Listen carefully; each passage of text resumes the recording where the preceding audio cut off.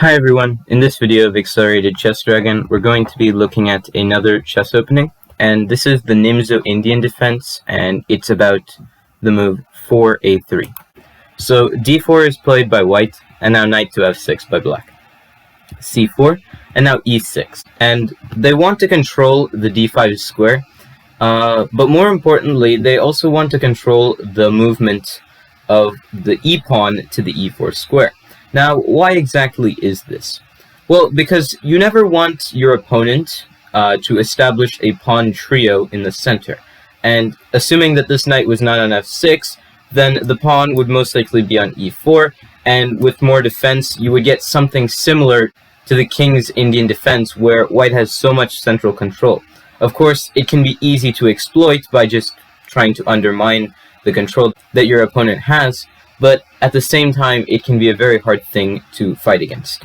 So, black wants to prevent white from establishing the pawn trio, and we're going to see how black does it. So, white goes knight c3, and is now preparing the move e4, but is now met with bishop to b4. And here, there are actually a lot of different ways that white can choose how to play the position a3, which looks like it's the most direct approach. You try to kick the bishop away from hitting the knight on c3, because if the bishop were to, say, move back to e7, which is a total waste of a move, then white can get the e4 move in, and they establish a similar King's Indian Defense position. But no, you should not back the bishop up to e7, because that has no purpose. You just bring the bishop out and then you bring it back. And you can't bring it to a5 to maintain the pressure on the knight, because you would simply just get your bishop trapped after c5. So, you can't do that either. So, what can you do? Well, I just mentioned that you can't go back, but you can take the knight on c3, and that is actually the best move. Because when you take the knight, you not only double your opponent's pawns, but you also, for a moment, stop them from playing the move e4, which is what you don't want them to play. So now b takes c3, and now b6. And yes, black does not have the bishop pair in this specific case, but the light squares are going to be black's foreground, and where black is going to strive to get the most possible activity. White goes f3 and is now preparing the move e4, and yes, they are going to get it in because there's nothing you can really do in this specific case. You could play d5 to try preventing the move e4, but the only problem is that you would undouble your opponent's pawns, and then you gave up your bishop for absolutely no reason. So there's no justified way of actually preventing your opponent from playing e4, so you kind of have to allow it. So bishop to a6, white goes e4, and now black plays knight c6. The idea with knight to c6 is to try going knight to a5 and attacking the c4 pawn. So bishop to d3 is one move here. Another two moves that you could play are bishop to g5 and also e5. And basically, bishop to g5 is the main move. And we're first going to be looking at the move e5, which basically tries to kick the knight away from the f6 square, where it was trying to prevent the idea of e4 from happening in the first place. Knight g8, and your idea is to simply play knight to e7 and then bring the knight into f5, or reroute the knight somewhere else from the e7 square. So the knight now comes to h3, and here the move knight to a5 is played.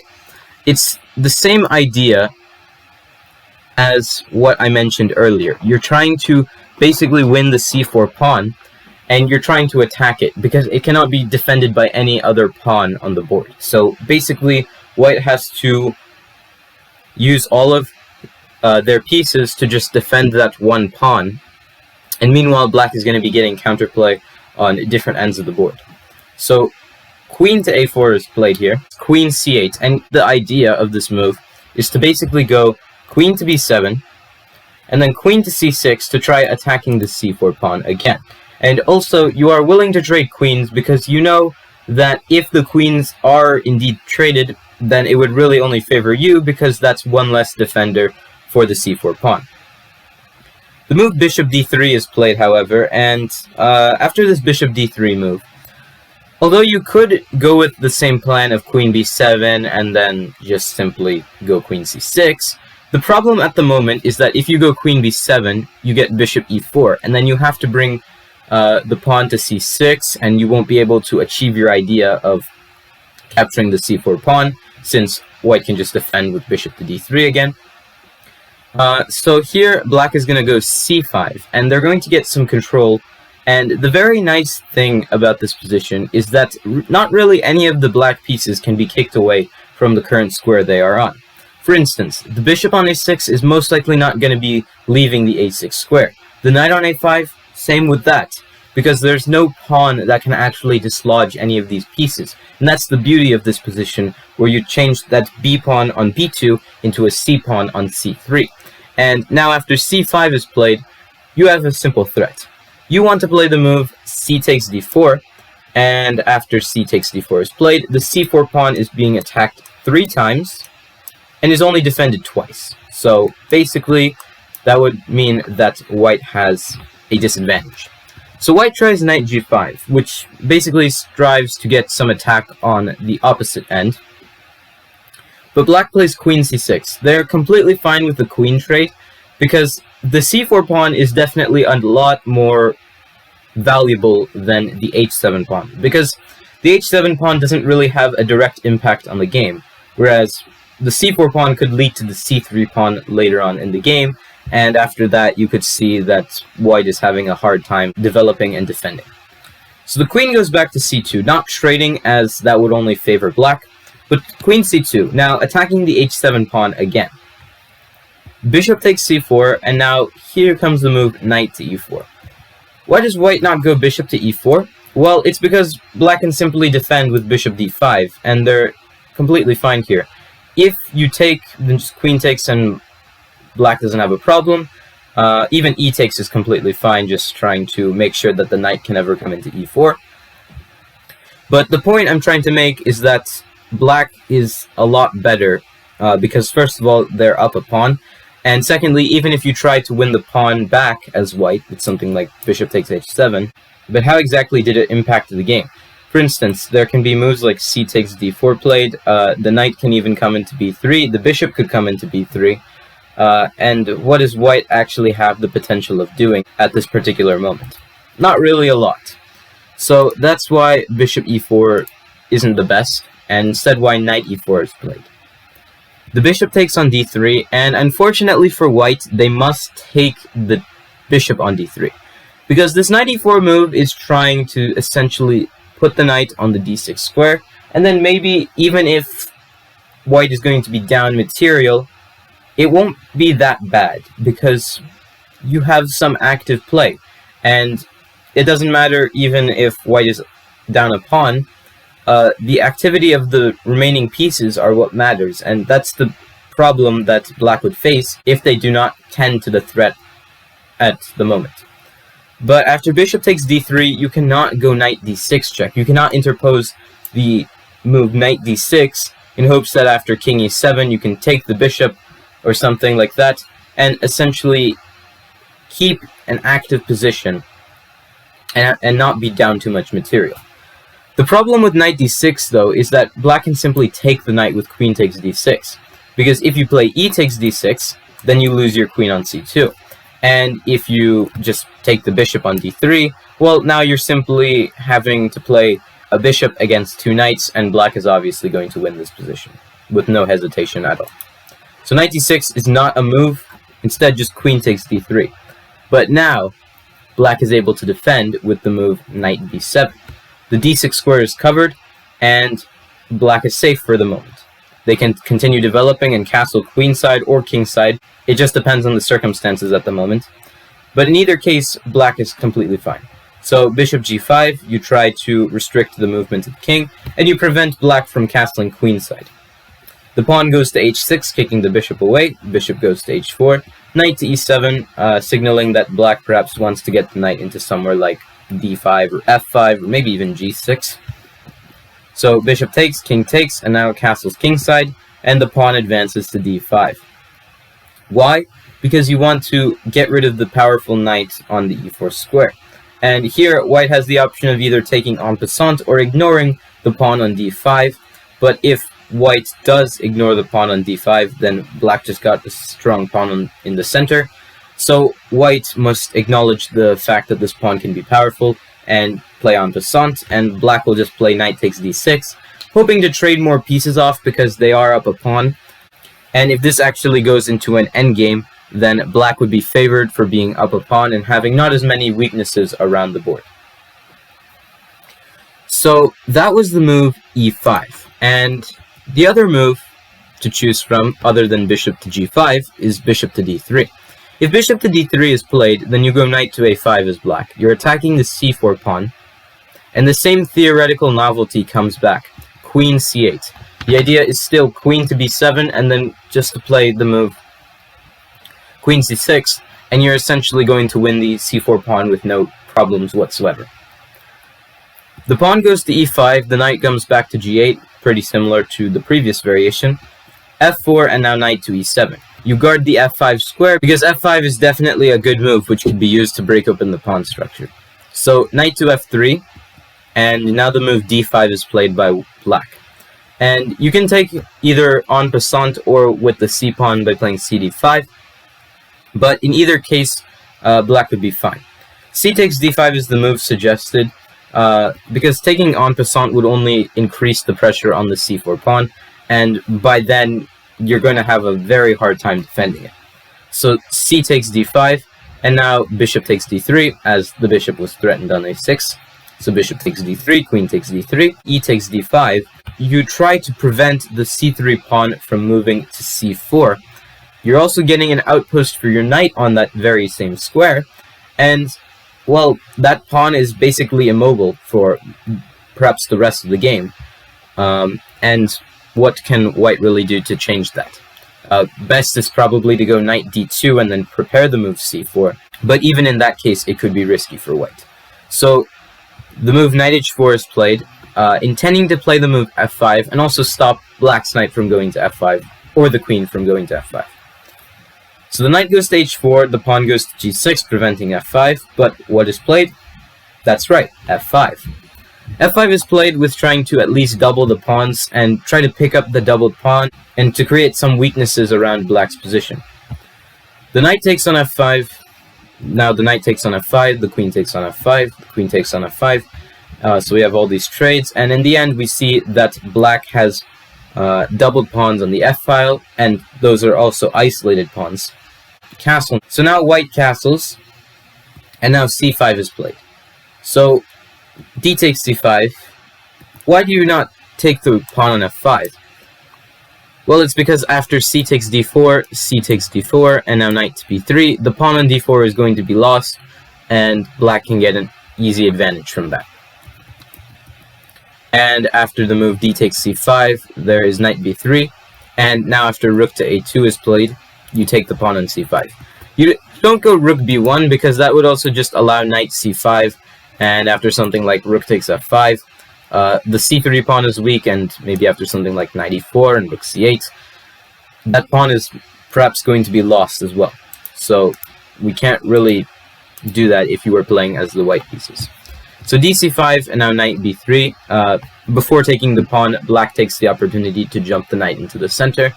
The rook goes to a2, and although you could take the bishop on c1 and then play b takes c5, it wouldn't be the best move because the pawns would be very weak and they couldn't really be defended that easily. But that too, because the f5 pawn will just be captured after something like rook f1 or rook to f2. So b takes c5, but now you cannot take the pawn on f5 because your bishop is still hanging.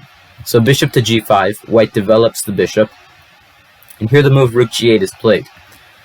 You can't really go h6 because there's actually going to just be bishop to f6 attacking the rook, and after the rook moves say to g8, just rook takes f5. And white has gotten the active position that they wanted, and after maybe a doubling of rooks, white is completely fine here. So h6 isn't exactly the move, instead rook g8, allowing the pawn to be captured, but now rook b8. And rook b8 is not only played to defend the knight, but it can also be played to defend the pawn. Since if you play a move like c4, thinking that the pawn is actually just defended by tactics, because if you play rook takes f7, then you lose your bishop, Well, then you must think again, because after rook f8 check, the rook is just hanging. After something like king d7, you could even just bring the other rook into the game first, or you could just take the rook immediately, and it's black who's now losing. So you can't be so quick to judge that the position is actually going to be a win for you like that. Instead, rook b7, and you have to play a slow but decent position where you have chances as black, and so does white. There's not really a clear idea of who is actually better by a significant advantage here. And the final move that we're going to be looking at is actually just bishop to g5. And after bishop g5, the same idea, queen c8. The bishop goes to d3, the knight comes to a5, same idea. You want to attack the c4 pawn. Queen goes to e2, and now queen to b7. The pawn now comes to d5. And this is where it was kind of a bit different, because before we were usually seeing the pawn come to e5 and kick the knight back. But now, pawn to d5, and it's because after this d5 move is played, if you take with the pawn, then c takes d5 can be played, and you essentially help the pawn structure by changing the doubled pawns. So you don't want to do that. Instead, knight to b3, attacking the rook. And why do you play knight to b3? Well, you have to think about it in this way. Whenever you push a pawn, a square becomes weak. And in this case, when you push the pawn to d5, you weaken the c5 square and the e5 square. e5 cannot be taken control of that easily, but c5 can, and it's by this simple maneuver of knight b3 and knight c5. So you now occupy the very powerful c5 square.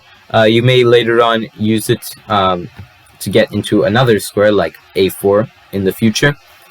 So now the bishop comes to e3, and this is one move. Another move is knight to h3, which would just allow d6, and black is fine here. The position is very flexible, and you can just choose your way of playing, whether it be like just castling queenside, or maybe just c6 and bringing the position open that way. So bishop to e3 is the other option, which tries to simply take the knight on c5, because it's not really protected by the b-pawn, due to the pawn being pinned to the queen on b7. So knight takes d3, queen takes d3, so now you don't have to worry about that. E takes d5, and now e takes d5. Black castles, and here the move bishop g5 is played, and trying to double the pawns and damage black's structure. But here, knight to e8, and if you look at this move from a glance, you might think that it's obviously not going to be a good move because of a couple of reasons. The first reason is that the knight is moving back, and usually you don't really think of the knight moves back. So now in this position, you're obviously thinking to yourself, why would you move the knight back? Not only that, you also have the potential to trap the exchange by playing bishop to e7. And it seems like that's it. Black just blundered the exchange, and they might as well resign here. But no, that's not it. In fact, this position actually went from a decent game for white into a loss, because now black can play the move knight d6. And you have two options. You can either take the exchange or you can take the knight, otherwise you're just going to let your bishop get pinned. So, if you take the rook, first of all, you're not just going to take the bishop back with something like rook takes f8. Instead, you're going to just take the pawn on c4. And now let's say the queen goes somewhere to d2. You could take the bishop with the king. You could also just play rook e8, for instance. And now after, say, something like king to d1, you can take the bishop. And, okay, so now you have an extra exchange as white.